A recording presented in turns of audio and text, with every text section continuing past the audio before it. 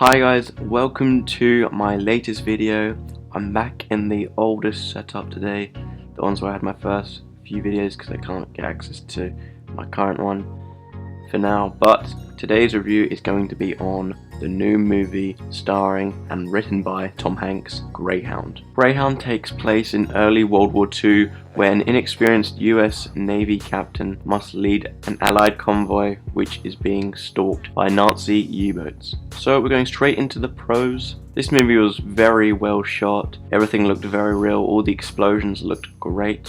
I'm not entirely sure on what the budget was, nonetheless it just looked very great. It would have been a great experience to have in cinema instead of on Apple TV. And not only does the light imagery look very realistic, but also constantly having to give the captain directions or commands or whatever, that all felt very realistic as it was coming non-stop. With these constant demands and information chucked at Tom Hanks' character, you could really feel his stress, as you'd see he'd answer one thing and then straight after another question was asked. For someone who's inexperienced as well, that is a lot of stress to handle. And where I said it felt very realistic, that also leads into the negative side of things. I think many people can agree that not every true life event that has happened in the past needs to be made into a movie. Some things, no matter how big they are, just don't really make for an entertaining watch. I'll give this movie credit, it had a lot of action. Like they dodged one torpedo and then it just jumped to the next and they have to do something else like that. It felt very repetitive. It was hard to pluck a moment out of the movie which felt unique in its own. It all felt the same. It felt like the whole thing was kind of in a loop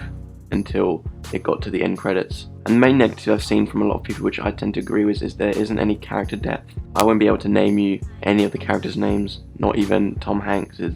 And not just like not knowing their names, but they just don't get any depth to them. You see at the beginning Tom Hanks with the girl that he wants to marry, but that's pretty much all there is. There's some weird thing where he doesn't eat. I don't know if that's trying to play in with his stress, but this weird interaction with the chef where he'd always make him meals but he wouldn't eat it. You only really got the impression that he was in a movie. It's not like some films where you feel like you know them or you had spent your life watching them or whatever. Felt very bland, the characters, all of them. And it just doesn't make you really care about them if anything happens. That is what I got from this. Now this movie is only an hour and a half long, which really isn't long for a movie, and especially a war movie. So maybe they did that on purpose, like not focusing too much on developing the characters, just getting to the main point of the movie. But if that's so, then I'm fine with that, but it is something you just have to point out. And most good war movies have you holding your breath whenever there's action, or even if there isn't action, there could be a surprise attack at any time, but I really didn't feel any tension here. When something happened, I was like, oh wow, like, that didn't really impact how I felt, didn't change my experience, and maybe that could have partially been with the without the cinema effect, but you can't really blame it on that. For me, I didn't find this hard to sit through as it was very short. I didn't really find it entertaining. Most war movies, if they're not going to be entertaining, they're meant to be powerful, evoke big emotions, make you feel essentially what the people in this movie in the true life events had felt. This movie didn't evoke any emotion for me, except for me looking at how long this movie had left. Just like Outpost, it's quite dull. It didn't really change my experience on the genre. It kind of just sits there, doesn't really impact itself. You call back to it in a few years, you'll be like, oh, I forgot about that movie. And, you know, it's not going to be a classic, not going to change the genre as I said. So yeah, for me, Greyhound gets a 6 out of 10.